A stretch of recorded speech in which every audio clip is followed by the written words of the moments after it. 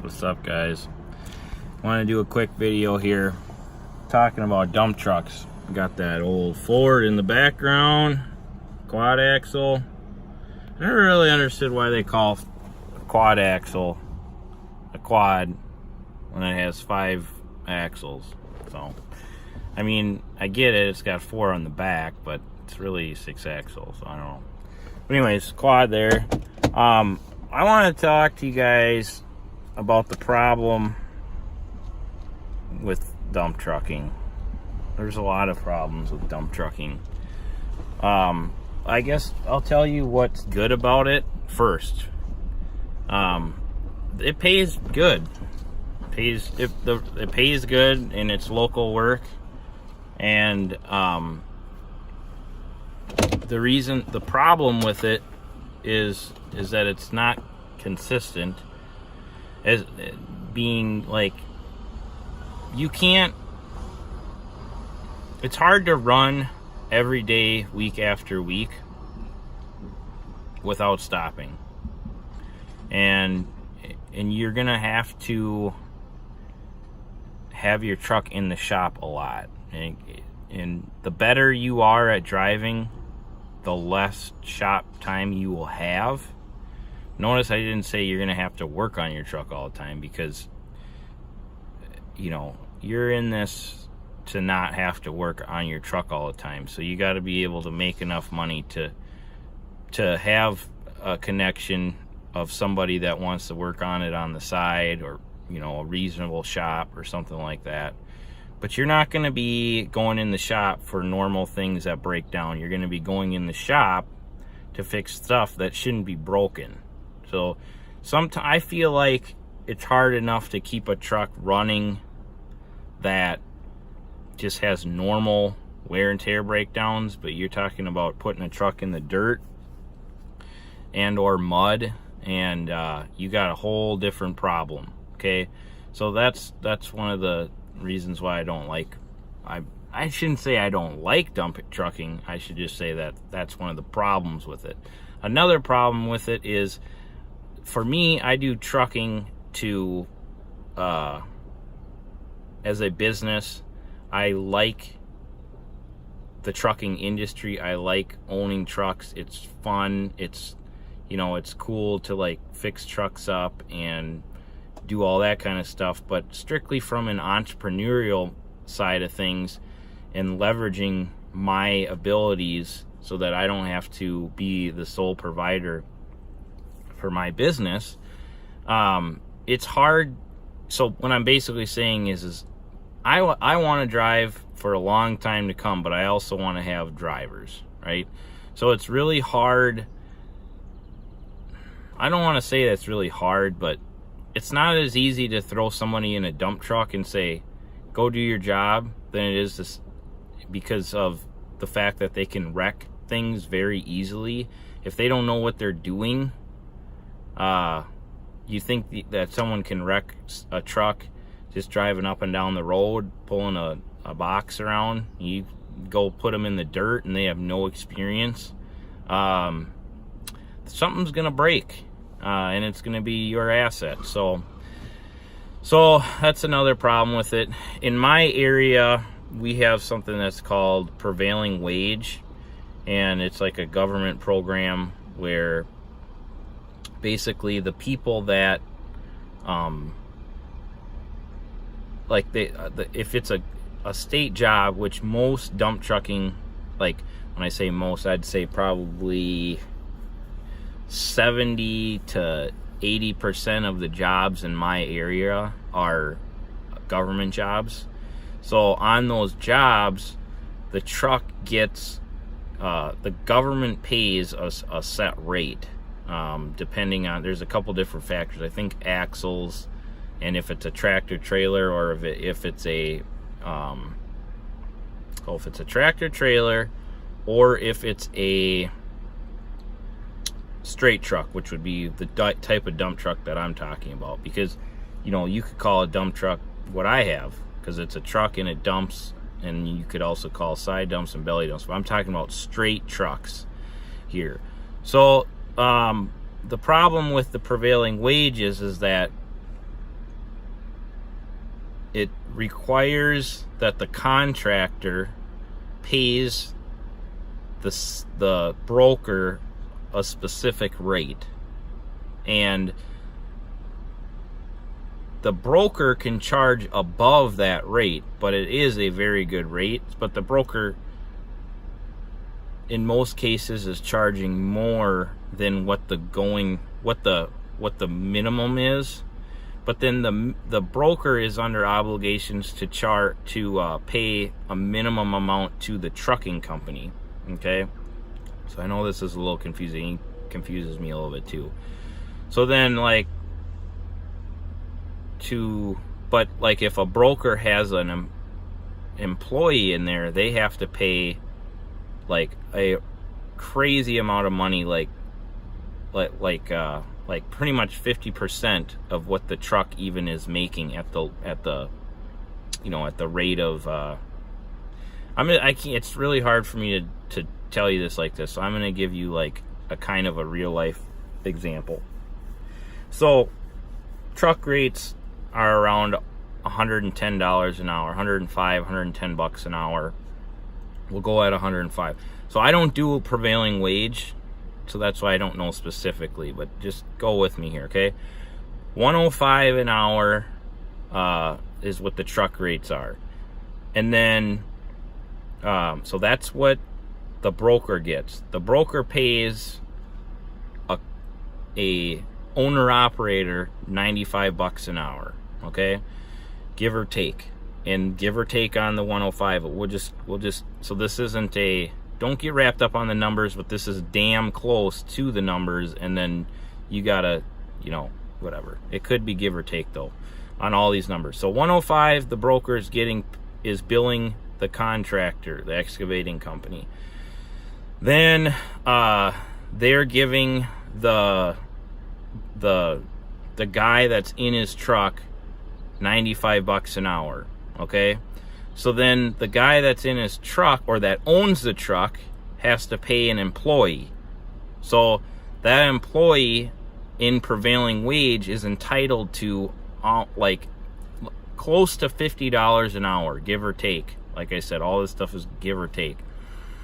And what the problem is that you cannot, an owner operator or like a multiple truck driving or a multiple fleet owning company that has multiple dump trucks, it's very hard to be able to afford to pay a guy $50 an hour when you're only making 95. So it's a way to go and go backwards real quick. Okay, so I don't like it because it's harder to scale a dump trucking business. Okay, because I want to have drivers, and I would love to pay them $50 an hour. I'd love to pay my drivers $50 an hour, but I can't because unfortunately there's supply and demand, and I can't charge enough to make that work, right? So if I could, it would make my job easier because I could hire people at higher wages, which would be great. So that's another reason that I don't like dump trucks. I didn't write this down, of course, but let's see here. So it's not consistent work, and that is a killer. So in end dumping, what I do, it can be consistent. It's for me, I feel like it's seasonal. Like there's commodities that go all the time, and we're going all the time, but it slows way down. But dump truck, but during the season we don't stop. But with a dump truck, it's also seasonal, but you also stop if it rains. There's certain jobs that you might be able to keep rolling on, but it's very hard between breakdowns. So when you're calculating, right? So you're like, okay, I got $95 an hour. If I do 10 hours a week, I work 5 days a week, I'm at whatever that is. I just want to know. 95 times 10 is $950 a day. Whoa, okay, $950 a day. Let's just run. So $950 a day. It's got to be right around 40. 4,700, I'm guessing. Okay, let's just say it's 4,700, whatever it is. 4,700, you know, you're gonna make every week. There's, you know, and then you times that by frickin', let's just call it $5,000 a week. Okay, that makes it easy, because you pick up a couple hours on Saturday. Man, you're gonna be raking in the dough here. So you got in a month you're doing 20 grand. No, that's not how dump trucking works. Okay, there's no, you don't work 10 hours a day. And a lot of you guys are thinking, I don't need to work 10 hours, I only need 8. Well, that's fine, but if you're an owner operator, like I've said in my other videos, you shouldn't.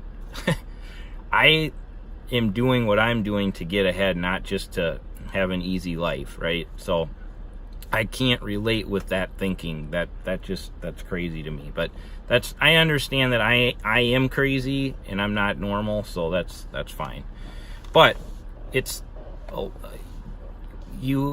what ends up happening is the job, no one wants to pay. The contractor doesn't want to pay for you to sit in traffic.